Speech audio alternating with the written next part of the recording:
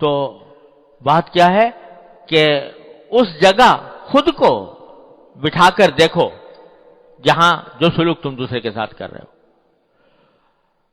یہ ہمارا آج کل لوگ کہتے ہیں کہ نگاہوں کی حفاظت نہیں ہوتی، بد نگاہی،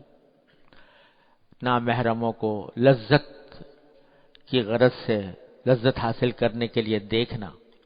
ایک بلا ہے جس میں جو پھیلی ہوئی ہے چاروں طرف. اس کے بارے میں لوگ بکثرت کہتے رہتے ہیں، لکھتے رہتے ہیں، ہم سے چھوٹتی نہیں، یہ بلا ہم سے چھوٹتی نہیں. آنکھیں کا دھوکہ کہیں نہ کہیں ہمیں خیانت میں مبتلا کر دیتی ہیں. لیکن آدمی اگر اس بات کو سوچے جو حضور سرور دو عالم صلی اللہ علیہ وسلم نے ارشاد فرمائی تھی کہ جب تم کسی نامحرم کو لذت لینے کے لیے بری نگاہ سے دیکھ رہے ہو، اگر کوئی دوسرا تمہاری بیوی کو دیکھے، تمہاری ماں کو دیکھے، تمہاری بہن کو دیکھے، تمہاری اور کسی رشتہ دار کو دیکھے، تم پر کیا گزرے گی؟ کیا یہ کہو گے کہ بھئی اس کے بغیر تو زندگی بیکار ہے، اس میں زندگی کا مزہ ہی ختم ہو گیا، لطف ہی جاتا رہا؟ ارے اگر تمہیں اپنا لطف لینے کے لیے دوسروں کی عزت پر ڈاکہ ڈالے بغیر تمہارے مزہ نہیں آتا تو دوسروں کو بھی تمہاری عزت پر ڈاکہ ڈالنے کا حق ہونا چاہیے. لیکن اس کو تو تم گوارا کرتے نہیں اور دوسروں کی عزت پر ڈاکہ ڈالتے ہو اپنی آنکھوں سے. تو یہ ہے دو عمل، یہ ہے دوہرا معیار. آدمی اسی بات کو اگر سوچے تو بہت بڑے فتنے سے، آنکھوں کے فتنے سے انشاءاللہ نجات مل سکتی ہے. اللہ تعالیٰ اپنے رحمت سے ہم سب کو نجات عطا فرمائے.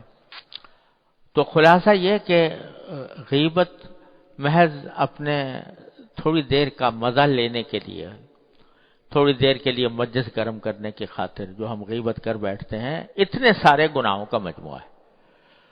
اللہ تبارک و تعالیٰ اپنے رحمت سے، اپنے فضل و کرم سے اس سے بچنے کی توفیق عطا فرمائے. حضرت فرماتے ہیں کہ غیبت کرنے والا اور سننے والا دونوں گناہگار ہیں. یعنی جس طرح غیبت کرنا گناہ ہے، اسی طرح غیبت کا سننا بھی گناہ ہے، اپنے اختیار سے سننا. یعنی اس میں مجلس میں کوئی آدمی غیبت کر رہا ہے اور آپ وہاں پر بیٹھے ہوئے ہیں اور سن رہے ہیں، خود بھی مزہ لے رہے ہیں اس سے، یہ بھی گناہ ہے. ایسا ہی گناہ ہے جیسا کہ غیبت کرنا گناہ ہے. لہذا اگر کوئی غیبت کر رہا ہے تو حتی الامکان کوشش کرنی چاہیے کہ وہ اس کی بات کا رخ بدلا جائے، اس کی بات کا رخ بدلے، کوئی اور موضوع چھیڑ دیں، اس کو روک دیں، ٹوک دیں. اگر ٹوکنے کی طاقت نہیں ہے تو کوئی ایسا موضوع چھیڑ دیں جس سے اس کا رخ بات کا بدل جائے، اور پھر بھی اگر نہ ہو تو اٹھ جائیں وہاں سے اس مجلس میں نہ بیٹھیں. کیونکہ غیبت کا جس طرح کرنا گناہ، اسی طرح سننا بھی گناہ. کوئی جب تک کہ بہت کوئی شدید مجبوری لاحق نہ ہو جائے تو اس وقت تک وہاں سے اس مجلس میں نہ بیٹھیں جہاں پر کہ اس طرح کی غیبتیں ہو رہی ہوں. باقی اس میں کوئی شک نہیں کہ چونکہ معاشرے کے اندر یہ بلا پھیلی ہوئی ہے، اس واسطے ہمیں دشوار نظر آتی ہے، مشکل نظر آتی ہے. لیکن اللہ تبارک و تعالیٰ اپنے فضل و کرم سے، اپنی رحمت سے ہمیں توفیق عطا فرما دے تو یہ کوئی ایسی بڑی مشکل نہیں ہے جس پر قابو نہ پایا جا سکے. اور جیسا کہ پچھلے بھی مجلس میں نے عرض کیا تھا کہ اصل میں ساری یہ خرابیاں جو پیدا ہوتی ہیں، چاہے وہ غیبت ہو، چاہے وہ بد نظری ہو، چاہے وہ حب جاہ ہو، عجب ہو،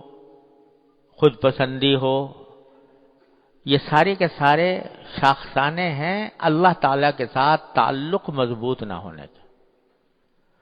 اللہ تبارک و تعالیٰ کے ساتھ تعلق مضبوط ہو، اللہ تبارک و تعالیٰ کا دھیان رہے تو پھر یہ چیزیں قریب بھی نہیں پھٹکتی. دل میں اللہ تبارک و تعالیٰ کے ساتھ رشتہ جڑا ہوا ہو، اللہ تبارک و تعالیٰ کی نعمتوں کا دھیان ہو، اس نعمتوں کا شکر ادا کرنے کی توفیق ہو رہی ہو،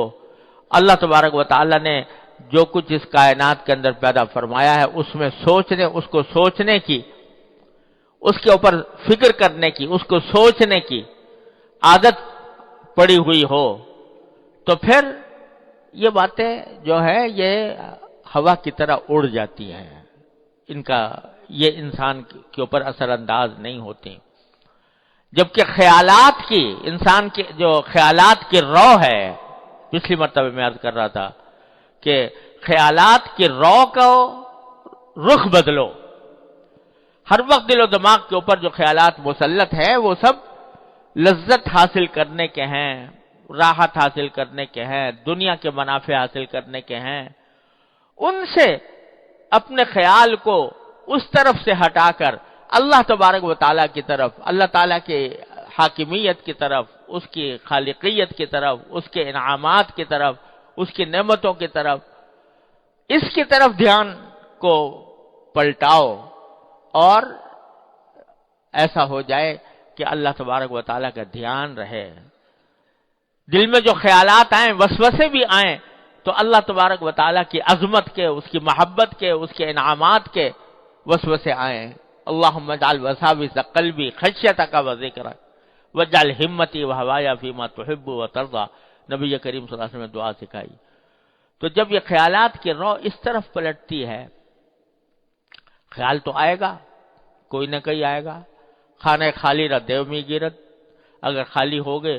اللہ تعالیٰ کے ذکر سے خالی ہو گئے، اللہ تعالیٰ کے یاد سے خالی ہو گئے، تو پھر شیطانی خیالات آئیں گے، شیطانی وساوس آئیں گے۔ اسی لیے نبی کریم سرورت عالم صلی اللہ علیہ وسلم نے تلقین فرمائی کہ ان یکون لسانک رطبا بذکر اللہ، تمہاری زبان اللہ کے ذکر سے تر رہے، چلتے پھرتے اٹھتے بیٹھتے زبان پر ذکر ہو اللہ تبارک و تعالیٰ کا۔ ارے بھائی، نہ اس میں کوئی محنت ہوتی ہے، نہ اس میں کوئی مشقت لائق ہوتی ہے، نہ کوئی پیسہ خرچ ہوتا ہے، جا رہے ہو نا، چل رہے ہو، تو جاتے ہوئے چلتے ہوئے کوئی ذکر زبان پر لے آؤ، کوئی حافظ ہے تو تلاوت کرتا رہے، کوئی درود شریف پڑھ لو، کوئی سبحان اللہ پڑھ لو، الحمدللہ پڑھ لو، لا الہ الا اللہ پڑھ لو، اللہ اکبر پڑھ لو، چلتے پھرتے عادت ڈالو کہ زبان